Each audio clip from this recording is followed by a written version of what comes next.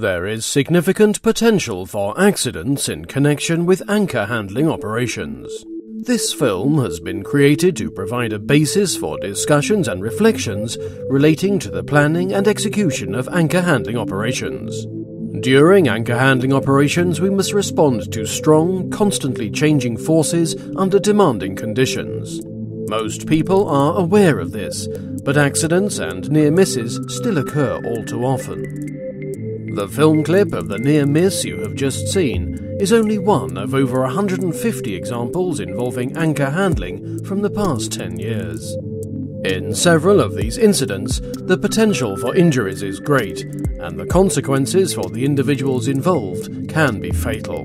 Many believe that the risk is greatest in the area around the shark jaw and near equipment that is being used.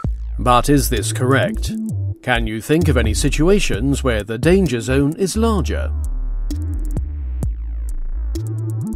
Why do such accidents happen? And how can they be prevented?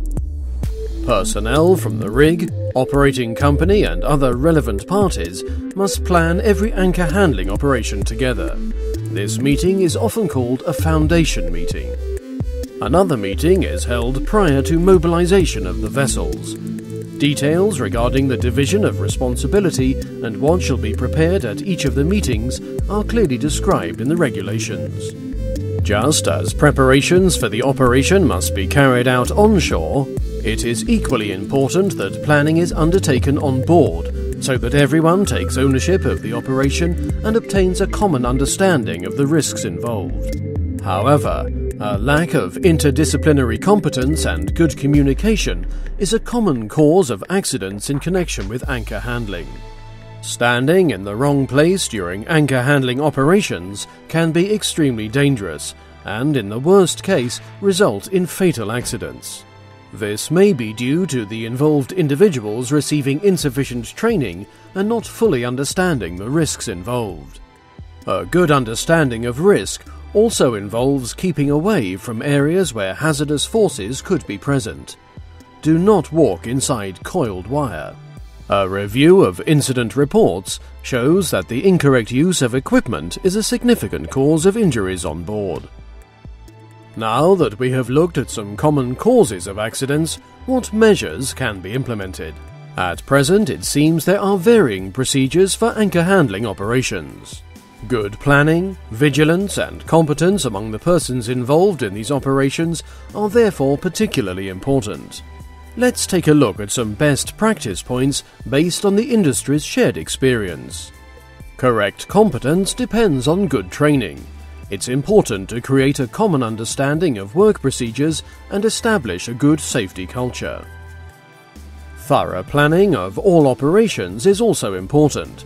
By saying that everyone has a shared responsibility and by creating a sense of ownership towards the work tasks, the organization is better prepared to communicate and prevent hazardous situations.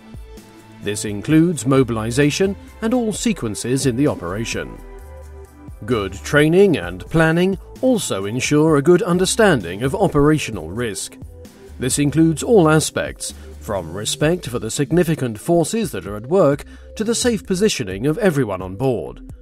Imagine, for example, that the anchor line is twisted or rotated. How would you handle this? However, a good understanding of operational risk alone is not enough. The operation must also be based on communication and multidisciplinary competence. Ensure that you use confirming communication by repeating what is said to you. While the employer is responsible for ensuring that the necessary procedures and routines are in place, you are also personally responsible for ensuring that you are familiar with and follow the procedures and routines on board. A number of technical aids are available on board to ensure safe work operations. Use these correctly. Do not take shortcuts. It is extremely important to have an overview and understanding of the forces that influence the vessel's forward thrust in relation to the winch's tractive force. Control of the size and distribution of these forces must be maintained at all times.